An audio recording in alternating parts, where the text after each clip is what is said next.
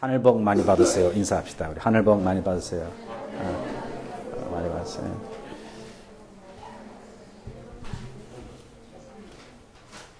우리 김병록 주사님 아버님이 지난주에 돌아가셔서 장례식을 치르고 이렇게 와서 조금 전에 조금 이야기를 했는데, 아버님이 원래 예수님 안 믿으셨고 가족들이 다 안 믿습니다.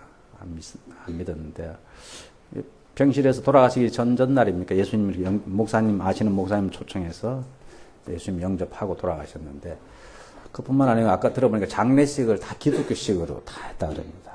전부 기독교식으로 다 이렇게 해서 그 한 달에 한 번씩 제사 지내고, 그 집안이 아주 그런 제사와 그런데 아주 열심히 그런 가문인데 어떻게 그렇게 장례식까지 기독식으로 했을까 좀 궁금했습니다. 보통 그렇게 하면은 막 그 불신 그 형제들이, 그죠? 아버님 형제들이 막 들어 눕고 그러고 반대하고 그러거든요. 근데 그런 일 없이 아주 은혜스럽게 잘 이렇게 끝나고, 친척들도 이렇게 복음을 다 듣고 교회에 관심을 가지고 참 은혜스럽게 잘 끝나게 돼서 참 얼마나 감사한지 모르겠습니다. 여러분들 기도해 주셔서 감사를 드립니다. 오늘은 제사장의 축복이라는 제목으로 민수기 마지막 부분 중심으로 말씀 전하겠습니다. 오늘 아까 부른 찬양, 축복의 찬양이 여기 성경 구절 그대로입니다. 성경 구절 그대로. 우리 일부 예배 때는 늘 축복이라는 시끄럽고 이 찬양을 마지막 송을 불러왔었는데, 오늘 마침 이 부분을 설교하기 때문에 오늘부터 2부 예배도 1부 예배랑 같이 시끄럽고 축복이라는 찬양으로 예배를 마무리 짓고자. 또 가사도 그게 맞고, 그래서 또 하나는 하나님 은혜를 박자 맞추기가 제가 너무 힘들어가지고 이게 은혜가 안 되고 어떤 때는 스트레스가 되는 경우가 있어요. 이 시끄럽고가 가사도 그렇고 좀 맞추기 쉽지 않아요. 뭐 앞으로는 한 달에 한 번씩 바꾸든지 이렇게 하도록 그렇게 하겠습니다.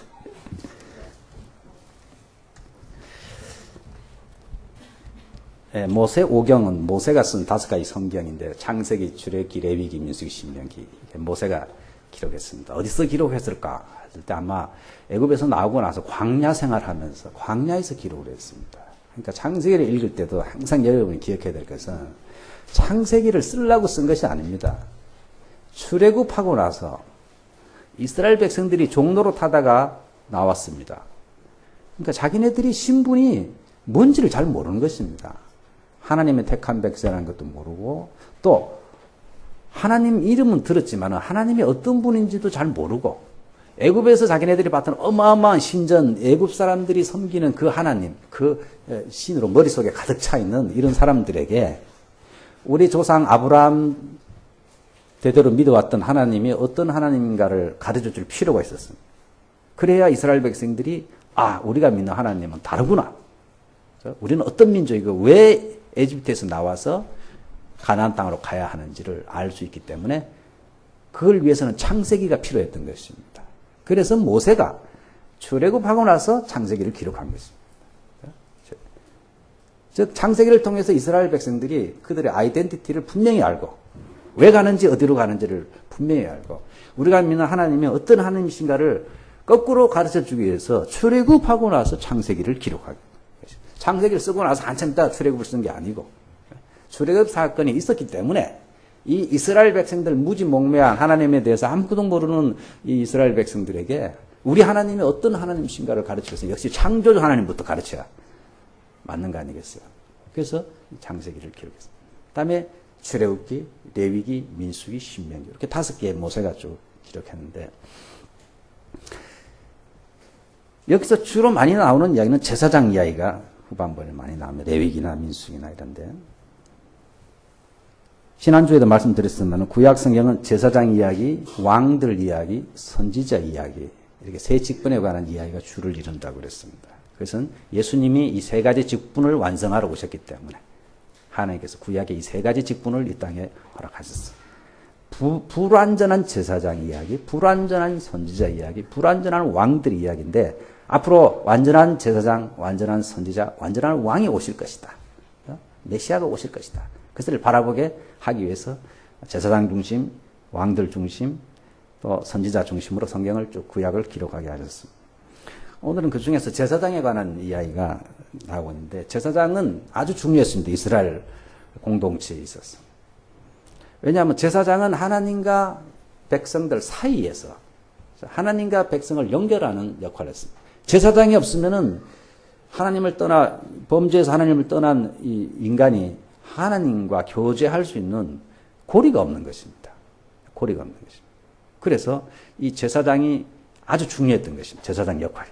근데 제사장은 이 중간에서 역할을 하는데 어떤 때는 백성을 대표해서 하나님께 이렇게 이야기하는, 백성을 대표해서 하나님께 나아가는 역할과 또 하나는 거꾸로 하나님을 대표해서 백성에게 나아가는 이런 역할, 둘 다를 겸했던 것입니다. 이상하죠, 그죠? 하나님께서 직접 하시면 될 텐데 직접 안 하시고 성경에 보면 항상 하나님께서는 사람을 이렇게 대표자를 세워가지고 그 사람을 통해서 뭐 예언도 하고 그 사람을 통해서 하나님께서 뭐 가르쳐 주시고 제사도 지내게 하시고 또 복을 줄 때도 그냥 이렇게 던져주면 되실 텐데 그렇게 잘 안 하시고 세워가지고 그 사람을 통해서 하나님께서 이렇게 일을 하시는 이런 방식이 구약이나 신약이나 비슷한 것 같습니다. 오늘날도 하나님께서 다 하실 수 있습니다.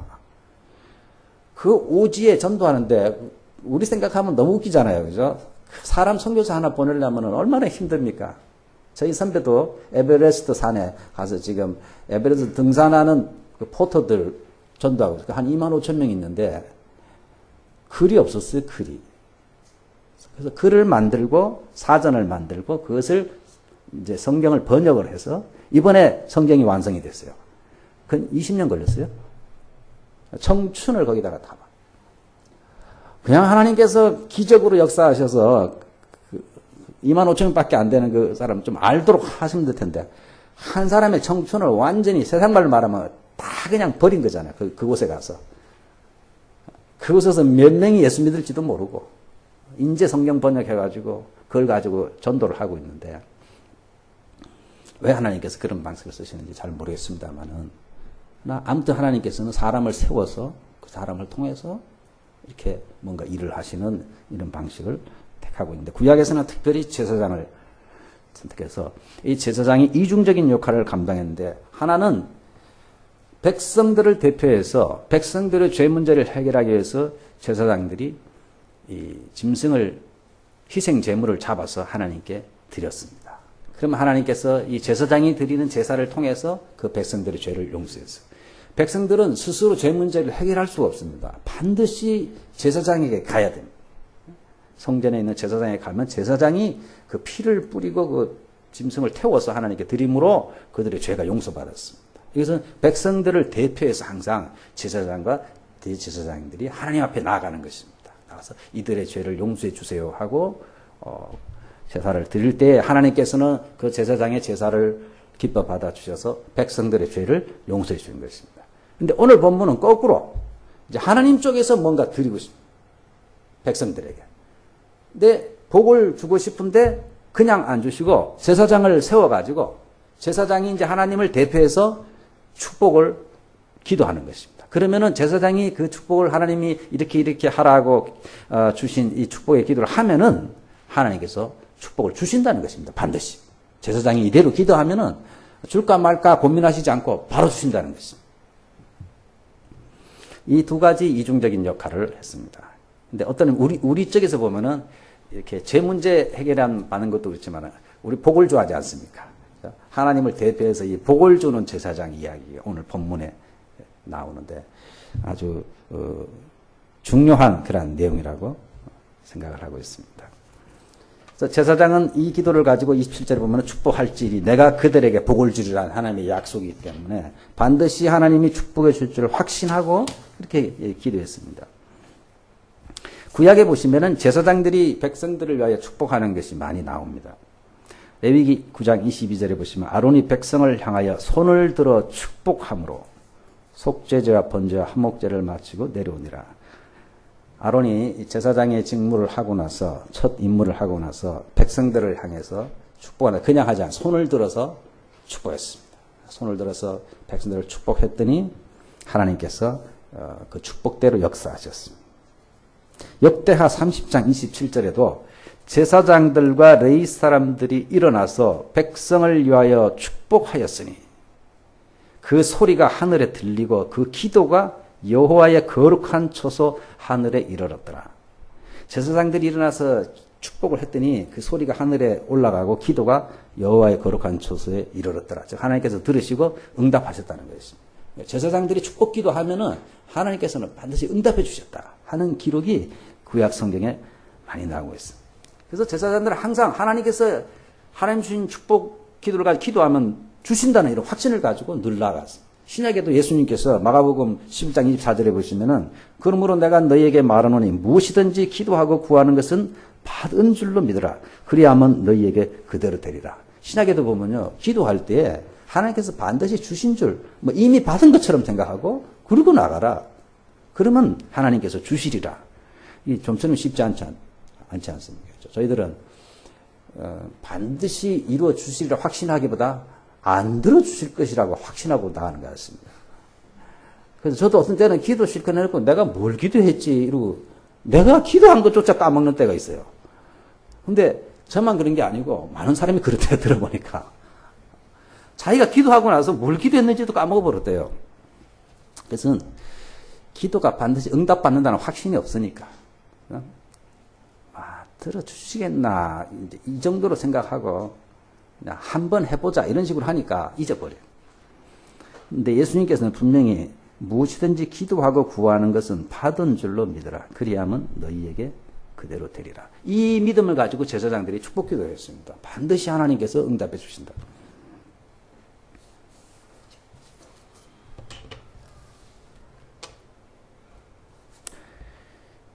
그래서 제사장들이 임무 중에 여러 가지 일이 있습니다만은 하나님의 백성을 축복하는 것, 이 기도가 반드시 응답됐다는 것을 확신하고 백성들을 위하여 축복하는 것이 굉장히 중요한 제사장의 임무였습니다. 근데 오늘 나오는 이 본문은 제사장의 축복 기도라는 제목이 붙어 있는데 이것은 신약에 비슷한 게 있습니다. 어디겠습니까? 이가 쌍벽을 이루는 게 있습니다. 신약 쪽에서. 하나님께서 가르쳐 주신 뭔가 있어요. 구약은 하나님께서 가르쳐 주신 축복 기도거든요. 신약에는 뭐가 있습니까? 아무 생각 안 납니까? 타자를 많이 치신 탁 집사님.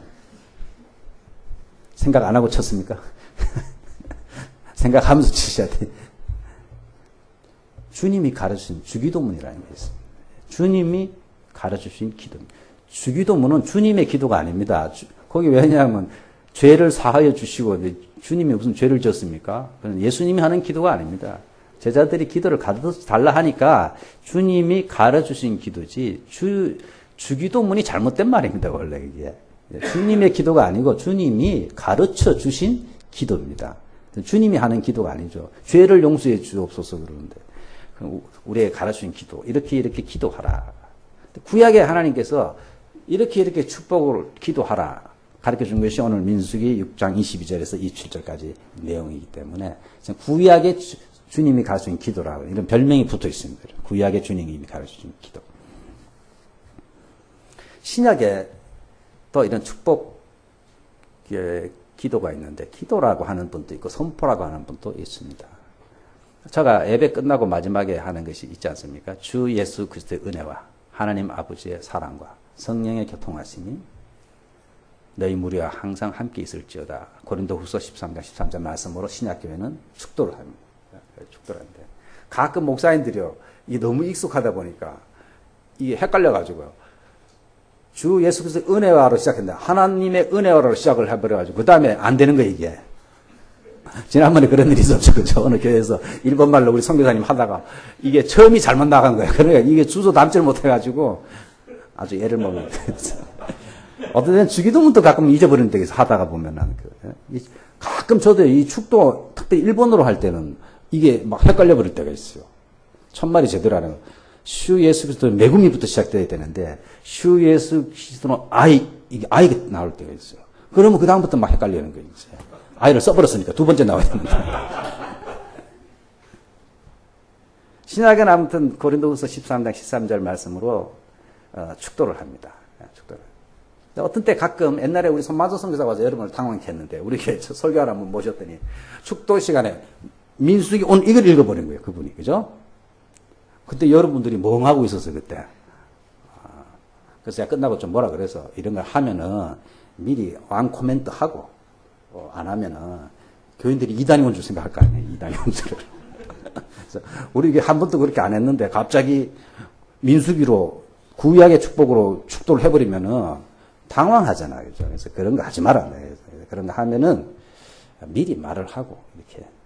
예, 주로 신약으로 많이 하는데 오늘은 구약으로 하겠습니다. 이렇게 말을 해줘야 여러분이 덜 당황하지. 그날 들으면서 다들 이게 뭐지? 이게 뭐지? 안 되는 거예요. 이게. 근데 가끔 구약으로도 합니다. 목사님들이 신약으로도 하고 구약으로 하니까 양쪽을 다 이렇게 기억을 하고 있으면 좋겠습니다. 구약의 제사장들이 이 축복을 드리는 그러한 내용이 오늘 본문에 나오고 있습니다.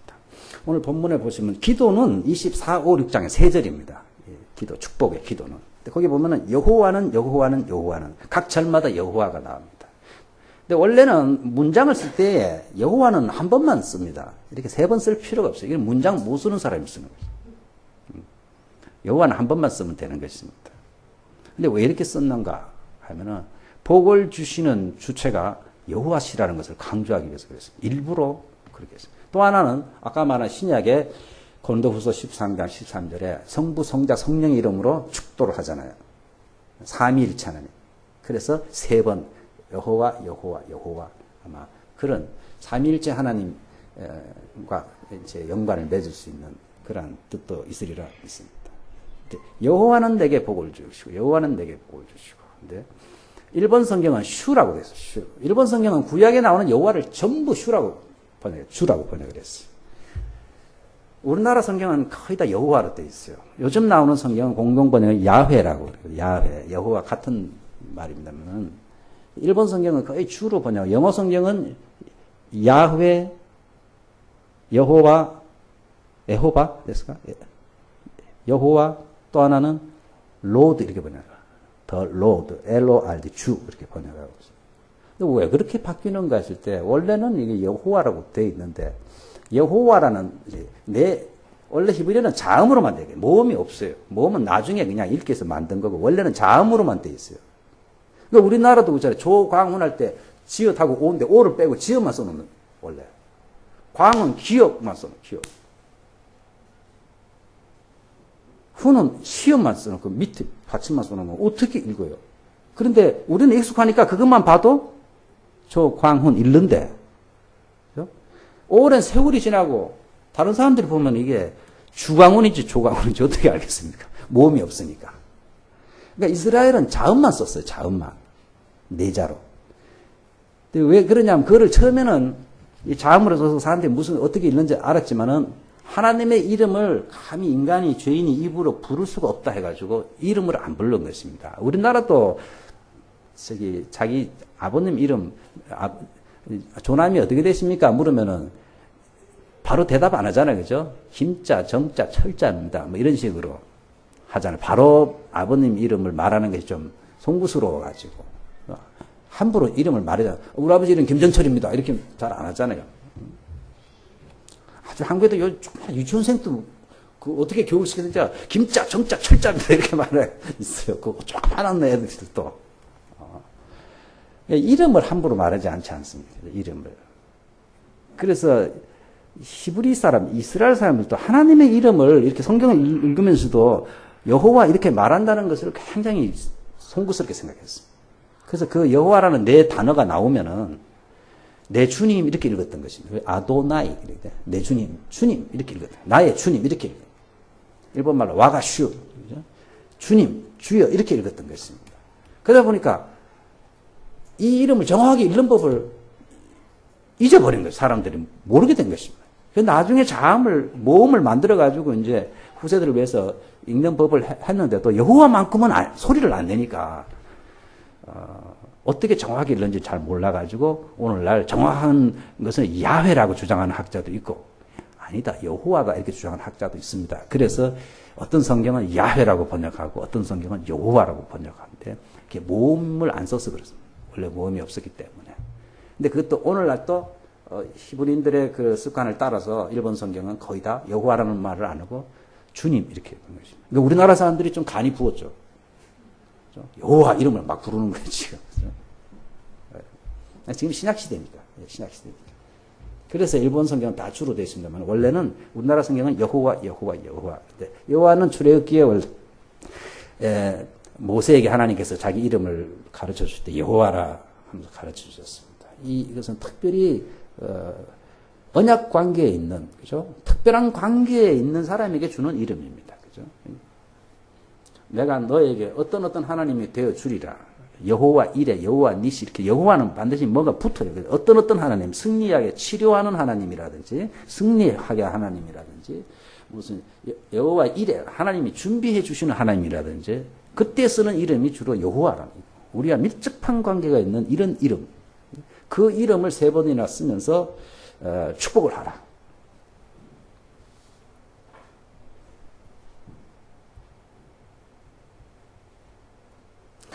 그러면서 여호와라는 주어가 나오고 나서 그 다음에 동사가 두 개씩 나옵니다. 각 절마다. 이 동사가 짝을 이루고 있어요. 복을 주시고 지키시고 짝이 됐어요. 앞에 동사가 원인이고 뒤에 동사가 결과라. 복을 주셔서 너를 지킨다. 그 다음에 내 얼굴로 내게 비치니까 내가 은혜 베풀기를 원한다. 그 다음에 내 얼굴로 내게 향하여 드사 그 결과로 평강을 주시기를 원한다. 이렇게 짝짝으로 이루어지게끔 이렇게 딱 돼 있습니다. 6개 동사로 이렇게 이루어지면서 여호와가 3번 나오는 이런 동사로 되어 있습니다. 그러면서 또 단어를 쭉 연구한 학자들은 24, 25, 26절로 절이 점점 진행이 되면서 축복의 강도가 점점점 강해지는 걸로 이렇게 보고 있어요. 그래서 예를 들자면은 24절에는 단어 수가 3개인데 25절에는 단어 수가 5개, 히브리 단어가 5개고 그 다음에 26절은 히브리 단어가 7개입니다. 3, 5, 7. 이 숫자가 점점 늘어납니다. 사용하는 단어가. 그 다음에 자음만 따지면은 15개, 20개, 25개 이렇게 많아진다는 겁니다. 그러면서 이 복이 점점 이렇게 확대되어 나가는 그런 느낌을 주고 그 클라이막스는 어디 있냐면은 평강이다, 평강. 평강 주시기를 원하노라. 이 평강의 히브리어는 샬롬입니다. 샬롬은 평화, 평강 여러 가지로 번역을 하고 있는데 평강 주시기 원하는 것이 이 축복의 클라이막스라는 것이죠. 클라이막스. 하나님께서 평강 주시기를 원한다. 결과적으로. 우리는 평강 그러면은 그냥 좀 평화롭고 영어로는 peace 이렇게 번역하거든요. 이거를 또 우리나라 다른 성에 평화 이렇게 번역하는데 평화롭다는 그렇게 생각하기 쉬운데 원래 평강이라는 단어는 부족함이 없는 완전한 그런 단어에서 나온 것입니다. 그래서 샬롬이라고 하는 이 평강이라는 단어는 총체적인 복을 의미하고 있습니다. 즉 모든 면에서 최고의 상태가 평강이라는 것입니다. 우리 평강 사도 바울이 평강을 많이 기도하잖아요. 은혜와 평강이 너희에게 넘칠 것이다 할 때 그냥 단순히 편안하다는 게 아니고 최고의 만족스러운 상태를 기원하는 것입니다. 모든 면에 있어서 영적인 면, 육체적인 면, 물질적인 면 모든 면에 있어서 조금도 부족함이 없는 최고의 만족된 그러한 상태를 샬롬이라고 합니다. 그래서 이스라엘에 가면은 일본은 오하요고자이마스, 곤니치와 곤방아가 저는 지금도 헷갈립니다. 이 시간에 뭘로 인사해야 되냐. 어느 때는 저녁 때도 오하요고자이마스 한테 있잖아요. 회사 같은 데 가면 그런 데 하면서요.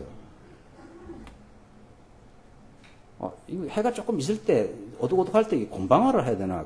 아직도 저는 헷갈려요. 그래서 곤자만 크게 하고 뒤에 거는 조그맣게 말해요.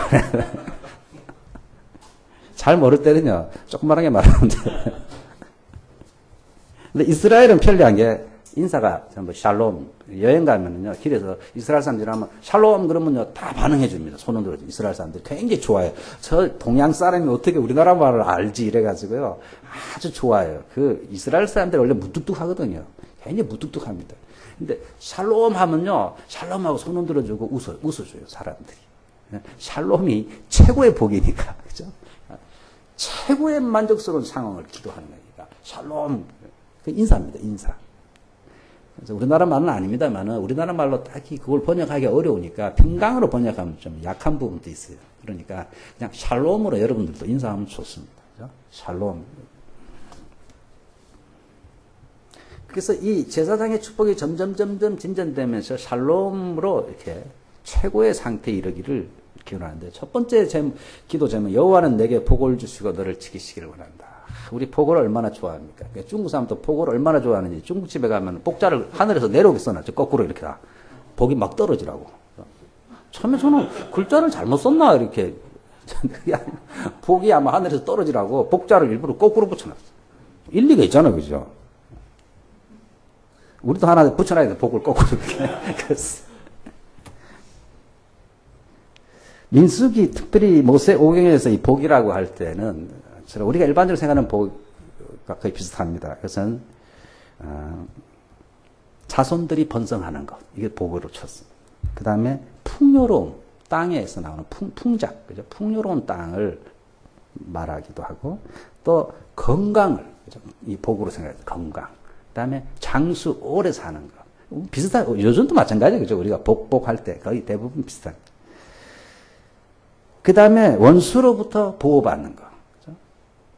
또 물질적인 실제적인 그런 필요를 채우는 물질적인 복 이런 것들을 주로 모세오경에서는 복을 말할 때 주로 많이 쓰고 있습니다.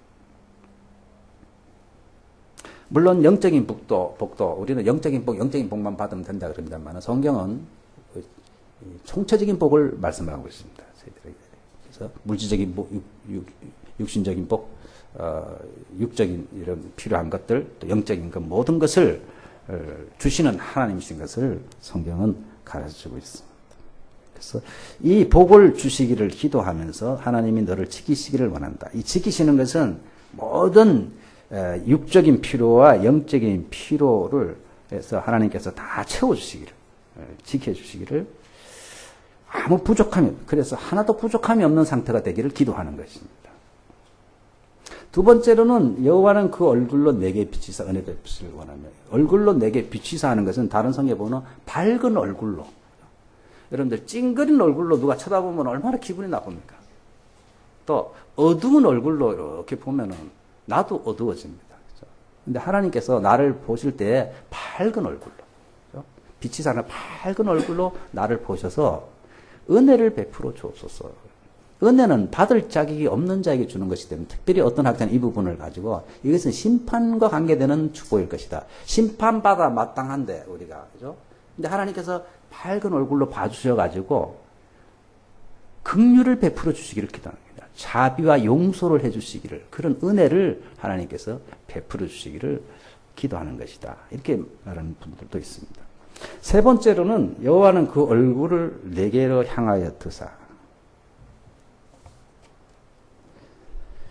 평강 주시기를 원하노라. 아까 말한 샬롬 주시기. 이제 여기서 이제 클라이막스로 하나님이 얼굴을 눈으로 우리를 이렇게 보시면서 어떤 분은 이 부분을 사랑스럽고 흡족한 표정을 지으며 이렇게 사랑스럽고 흡족하게 그런 모습으로 참 만족하시면서 우리를 이렇게 보신다는 것입니다. 하나님께서 얼굴로 우리에게 향한다는 것은 우리를 인정하셨다는 것입니다. 인정. 우리에게 호의를 갖고 있다. 우리를 존중해 주신다. 이런 뜻이 있는 것입니다. 이거 반대되는 말은 얼굴을 가리우고 얼굴을 제끼고 이런 것입니다. 여러분. 사람이 보는데 얼굴 탁 제끼는 사람 있잖아요. 한 교회 안에서도. 마음 좀 상하면요. 첫 번째 나타나는 게 교회에서 얼굴을 마주치지 않습니다. 예배 열심히 하는데 절대로 얼굴을 마주치지 않습니다. 분명히 있죠. 분명히 있어. 목사한테 시험 들면요. 예배만 땅만 보고 예배 드리죠. 절대로 저 안 보면 설교할 때도. 인사 안 합니다. 목사한테도 절대로 인사 안 합니다. 그래서 여러분 인사 많이 하셔야 돼요. 기분이 나빠도 인사하다 보면은 사람이란 참 이상해. 하다 보면은 그게 풀어지기도 하고 그래요. 억지로라도 하라. 억지로라도 웃으면은 우리 속에서 호르몬이 나온대잖아요. 이 뇌가 둔해가지고 막 하하하 안 웃었는데 웃으면요 이 뇌가 속아가지고 호르몬을 막 분비한대요. 그러니까 인사도 이렇게 하면요 이 몸이 속아가지고 뭐 화해 됐나 보다 하고서 화해 모드로 바뀐다는 것입니다, 여러분들. 근데 뭐 얼굴을 탁 돌리잖아요. 사람이 돌려도 그렇게 기분이 나쁜데 하나님께서 얼굴을 돌리시면 어떻게 하겠어요? 예배도 기도도 다 헛것이잖아요. 그래서 하나님이 얼굴을 내게로 향하여 얼마나 귀한 축복입니까? 그죠? 하나님이 너를 아주 관심 있게 보시기를 원한다. 성경에 보면 여호와의 눈에 관한 좋은 구절들이 많이 있는데 신명기 11장 12절에 보시면은 내 하나님 여호와께서 돌보아주시는 땅이라 연초부터 연말까지 내 하나님 여호와의 눈이 항상 그 위에 있느니라. 연초에 가끔 제가 설교를 하는데 즉 이집트에서 나왔는데 너희들이 들어가는 약속의 땅은 이집트와 다르다. 왜 그러냐면은 약속의 땅 가나안에서는 하나님의 눈이 연초부터 연말까지 항상 그 위에 머물러요. 하나님이 눈이 보고 계시는 땅이기 때문에 다르다. 여호와의 눈이 보고 계시다는 것은 그냥 보고 계십니까? 위험하면 지켜주고 필요하면 도와주려고 보고 계시는 거죠. 여러분들이 애기들을 왜 이렇게 보고 계십니까? 길거리 나가면 조그만 애기들이 뛰어다니면 부모들이 쫓아가서 보호하고 막고 그러지 않습니까? 역대하 16장 9절에도 보시면 여호와의 눈은 온 땅을 두루 감찰하사 하나님의 눈이요 지금도 온 땅을 두루 감찰하신대요. 이 60억이나 넘는 사람들 보시는데 그 중에 딱 눈에 띄는 사람이 있대요. 그런 사람이 돼야 안 되겠습니까? 그렇죠? 여러분들 어디 가면 그렇잖아요. 눈에 탁 띄는 사람이 있잖아요. 그렇죠? 눈에 띄는 사람이 있거든. 누가 띄느냐? 전심으로 자기에게 향하는 자들을 위하여 능력을 받아요. 하나님이 이렇게 보신 땅을 보는데요. 전심으로 주님을 사모하고 기도하는 사람이 있다는 거예요. 그 사람에게 눈이 향한다. 하나님. 그래서 능력을 베풀어 주신다. 그 사람에게. 그래서 우리가 엎드려야 되고 기도해야 되고 하나님 중심으로 살아야 됩니다. 하나님이 사람을 보시는데 그냥 안 보고 그렇게 하나님을 찾는 자들을 찾는다는 것입니다. 에덴교회 새벽 기도 누가 하냐. 보는 것이 하나님께서. 누가 기도하는가? 이 많은 사람 중에. 여호와의 눈은 온 땅을 두루 감찰하사 진심으로 전심으로 자기에게 향하는 자들을 위하여 능력을 베푸시니 얼마나 귀한 말씀이야. 베드로전서 신약에도 3장 12절에 주의 눈은 의인을 향하시고 하나님의 눈이 의인을 향하고 그의 귀는 의인의 간구에 기울이시되 주의 얼굴은 악행하는 자들을 대하여 대하시느니라 하였느니라.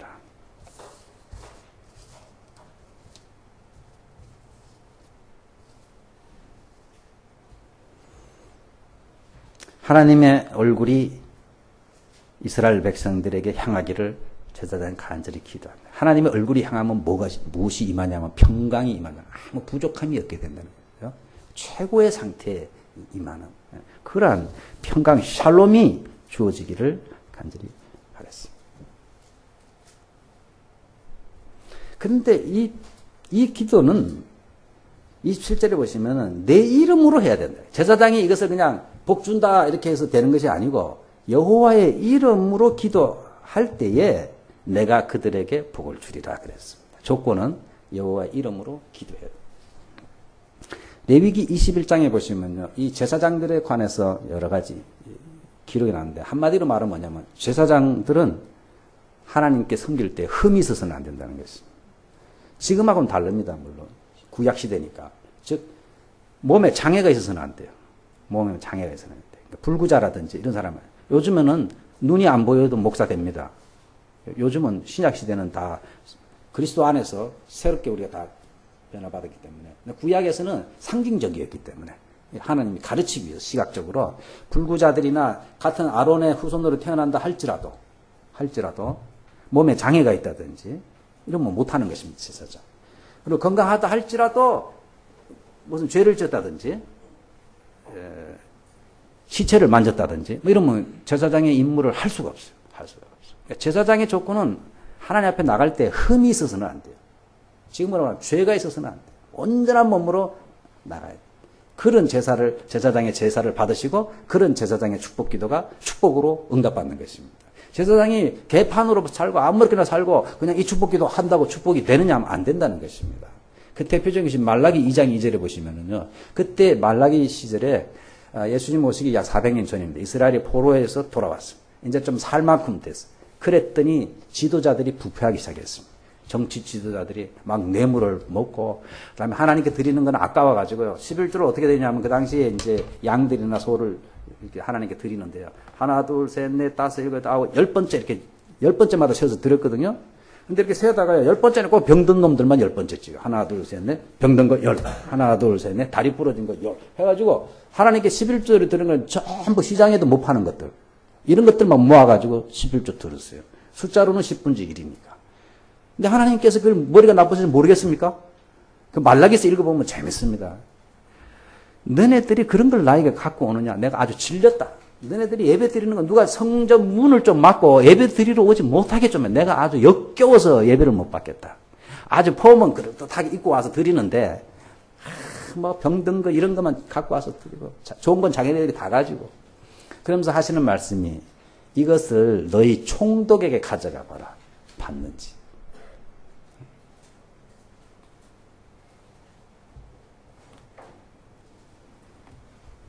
가끔 우리에게 놀러 오는 선교사님 모자가 있는데 가끔 선물을 갖고 오는데요. 보면은 빵을 이렇게 갖고 오는 데 보면 효미기기엔이 이게 진한 거 뭐 이런 거 갖고 와요. 뭐 오늘 끝나는 거 이런 거 갖고 오니까 앞에서는 감사도 받는데 뭐 이런 걸 갖고 오지. 이거 먹으면 또 상할 수도 있고 그 앞에서 버릴 수도 없고 또 고말하세요. 사람을 곤란하게 만들어요. 여러분들 남한테 주는 거 조심해야 됩니다. 소미기계 잘 보셔야 돼요.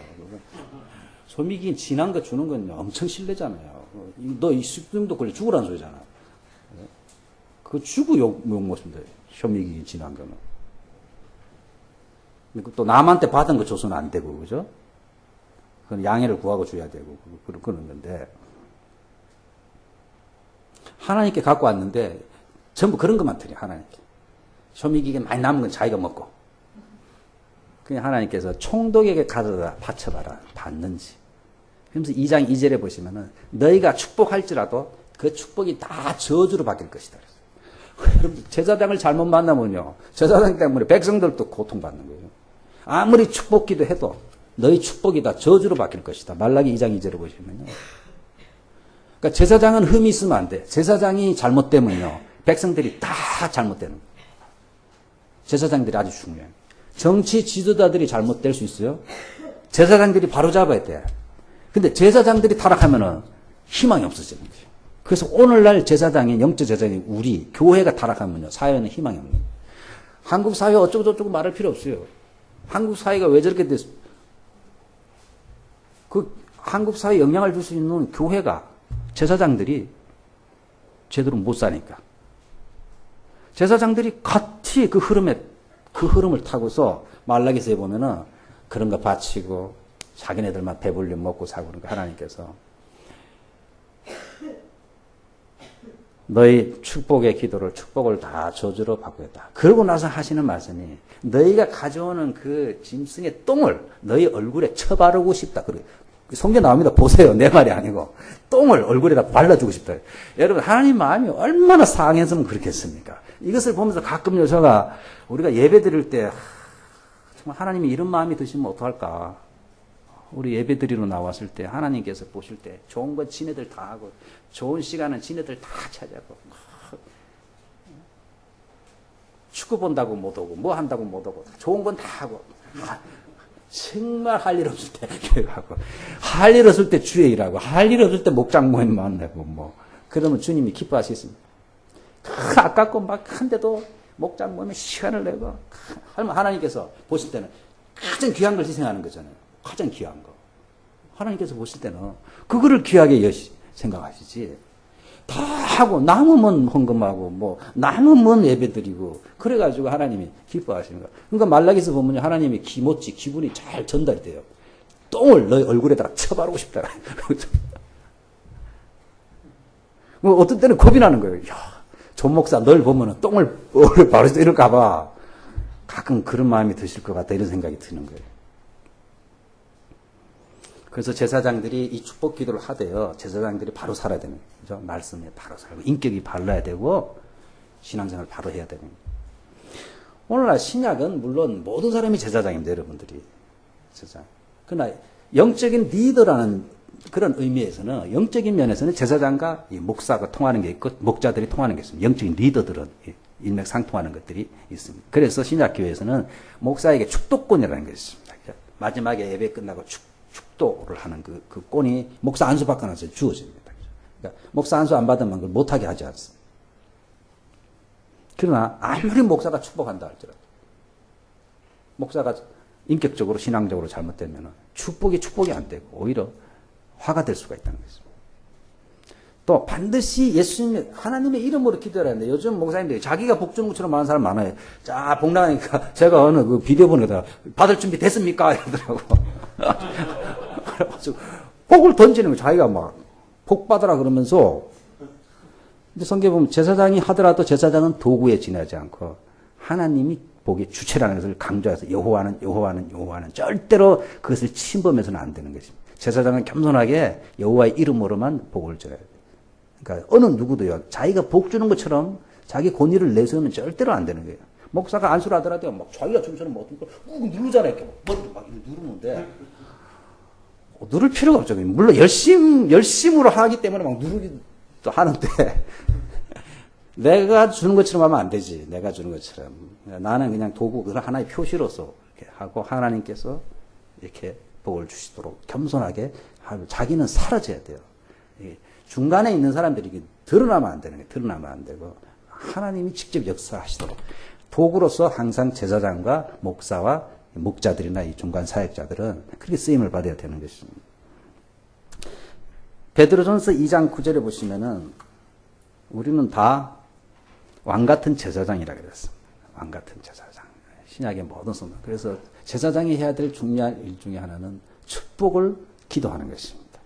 여러분들이 해야 될 중요한 임무 중에 하나가 축복을 기도하는 것입니다. 내가 복을 받는 것도 중요합니다만 그보다 더 중요한 것은 우리가 제사장적인 이 사명을 감당하는 것은 나로 말미암아서 나 주변 사람들이 복을 받게 하는 것입니다. 그래서 축복을 기도하는 것입니다. 그들에게. 제사장적인 이름, 우리는 제사장이기 때문에. 그렇죠? 하나님 얼굴을 드사 우리 친구에게 평강 주시기를 원합니다. 그래서 우리 가족들에게 평강 주시기를 원합니다. 우리 교회 이 성도들에게 주님 샬롬을 주시기를 원합니다. 최고의 상태, 영육 물질의 그 상태를 주시기를 원합니다. 이 기도를 주변 사람들이 받기를 기도합니다. 이것이 제사장이 해야 될 일입니다. 오늘 우리 제사장 아닙니까? 다 제사장들이 해야 될 중요한 일이 이 축복 기도인 것입니다. 축복 기도할 시간도 부족한데 잠잘 시간도 물론 부족합니다만 남 욕하느라고 시간을 대부분 다 보내 사람들이. 모이면은 남 이야기를 왜 그렇게 하는지 모르겠어. 아니면은 불평하느라고. 원망하느라고. 시간 다. 제발 좀 여러분들 그러지 마시고. 축복하는데 시간을 많이 보내세요. 축복하는. 우리 찬양이 얼마나 좋습니까? 안 되면 찬양 부르면 되잖아요. 그죠? 축복 찬양. 축복 찬양. 여기 기도니까. 저희 교회에 헌신대라는 것을 만들었습니다. 주보에 써있는 앞에 이렇게 밑에 보면은 다이를 하나 만들어 쿠션을 해가 무릎을 꿇고 기도할 수 있도록 만들었어요. 저쪽하고 두 군데를 만들었어. 이것은 가정교회 하는 데는 다 하는데 옛날에 후시통 가서 한번 슬쩍 근데 어떻게 하는지를 잘 몰랐는데 이번에 제사 삼는 교회 가서 자세히 보고 왔습니다. 그래서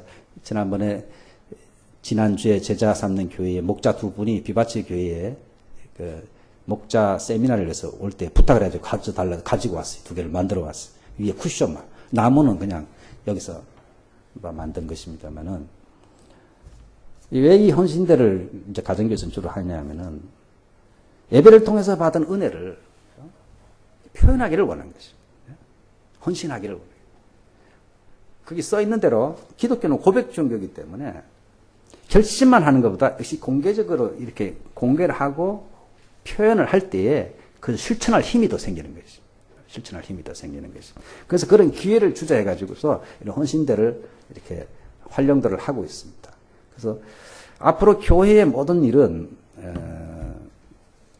헌신 카드라는 것이 있습니다만은 이따 나눠주신 참고를 한번 하십니다. 여기 보면은 항목이 쭉 나옵니다. 나는 등록교인이 되기를 원합니다. 그러면 체크라고. 갖고 여기서 기다려요. 본인의 의사가 표현이 안 되는데 우리가 뭐 하세요 이렇게 하는 거는 별로 같아. 신앙생활은 어느 정도 자기가 의사를 표현해야 돼. 자발적으로. 그래서 등록할 때도 여기 나왔어야 되고 회원교인이 되기를 원합니다. 회원교인은 원래 목장이 등록이 되고 나서 정식 회원교인이 되기 때문에 생명에서 안 맞죠. 그러면은 목자가 그 확인을 해서 체크를 해서 여기서 기도하고 예수 영접 모임에 참석하기를 원합니다. 우리는 생명의 삶 때 예수 영접 합니다만 앞으로는 2달에 한 번 정도 한 둘째 주는 정기적으로 예수님 영접하는 시간을 가지려고 그래요. 제 방에서. 그러면 희미해진 사람들은 다시 영접한다. 그렇죠? 예수님 영접하기를 원하는 사람은 그때 영접할 수 있도록. 그것도 여기서 일단은 써낸 사람만 그렇게 갑자기 뭐 와서 한다는 게 아니고 써낸 사람만 세례받기를 원합니다. 유아 세례 입교받기를 원합니다. 나는 하나님께 아랫 내용을 헌신합니다. 해당상의 동그라미. 새벽기도 하기를 내가 헌신합니다. 이런 식으로. 마음으로만 결심하면 없어져요. 새벽기도로 헌신합니다 하면 나와서 쓰고 제가 기도해 주고 할 수 있도록. 11조 하기를 원합니다. 주일을 성수하기를 뭐 기타. 또 나는 사역하기 원합니다. 목자, 목녀, 집사, 교사, 기타. 앞으로 서리 집사가 그렇고 모든 것은 지금은 자동으로 임명했습니다만은 왜 그러냐면은 또 올해 했는데 내년에 또 임명 안 하면 삐질까봐. 내년에 공포를 했으니까 본인이 서리 집사 하기로 자원합니다 하는 헌신 때 체크를 한 사람만 하기 싫은데 앞으로는 절대로 안 시키겠어요. 내가 하기 싫은데 왜 시킵니까? 주의 일을. 원하는 사람만 하겠습니다. 집사가 한 사람도 나는 하고 싶지 않다 그러면 뭐 안 하는 거죠. 뭐. 원하는 사람만 하겠습니다. 집사도 목자도 전부 다. 나는 하나님께 아래 내용을 재헌신합니다. 헌신 옛날에 했는데 또 시들시들해졌어. 그러면 다시 할 수도 있습니다. 다시 한번. 그래서 새벽기도, 11조, 주일 성수, 기타 사역들을 재헌신합니다 하는 사람들도 나오시기 바랍니다. 또 나는 그런 건 아닌데 기도받기 원합니다 하는 책에서. 그러면 기도 내용 쓰는 날이 밑에 몇 가지 있어요. 그럼 여기 나와서 쓰시면 볼펜도 다 있습니다. 미리 써오셔도 되지만요. 특별히 그날 예배를 가운데 하나님의 어떤 영감을 주실 때는요. 민감하게 반응하셔야 됩니다. 그래서 우리가 마지막 찬양할 때 그런 분들 앞으로 나와서 쓰시면 됩니다. 무릎 꿇고 쓰시고 기다리시면은 축도 끝나고 나서 다른 분은 다 가더라고 제가 내려가서 한 사람 한 사람 그 기도 제목대로 기도해 드리려고 그렇게 하고 있습니다.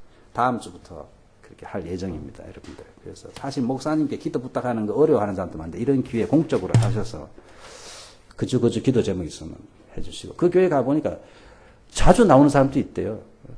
목자도 헌신했는데 시원찮아 하는 게 그러니까 자기가 스스로 다시 헌신하겠습니다 해서 나오면 또 하고 또 매주 기도 제목 갖고 나오는 사람도 있고 그러니까 앞으로 헌신대를 여러분 많이 이용하시기 바랍니다. 저도 이 무릎 꿇고 해보니까요. 역시 사람은 이 몸을 가지고 있는 존재라 아까 타이프 치는 것도 마찬가지입니다만은 이 기분이 달라요. 이 무릎을 탁 꿇고 뭔가 이렇게 결심이 또 새로워지는 것 같고 기도도 새로워지는 것 같고 그런 게 있어요.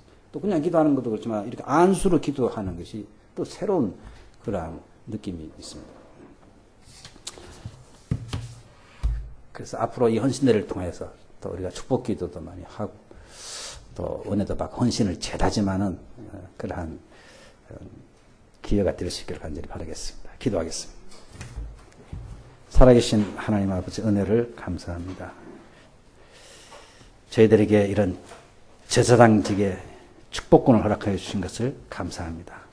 마음껏 주변 사람들을 축복하게 하시고 우리 주변 사람들이 샬롬의 최고의 복을 받도록 늘 축복하고 기도하는데 시간을 많이 쓰게 하여 주옵소서.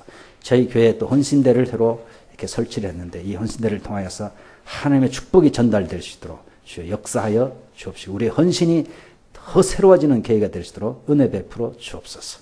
우리 주 예수 그리스도의 이름으로 기도합니다.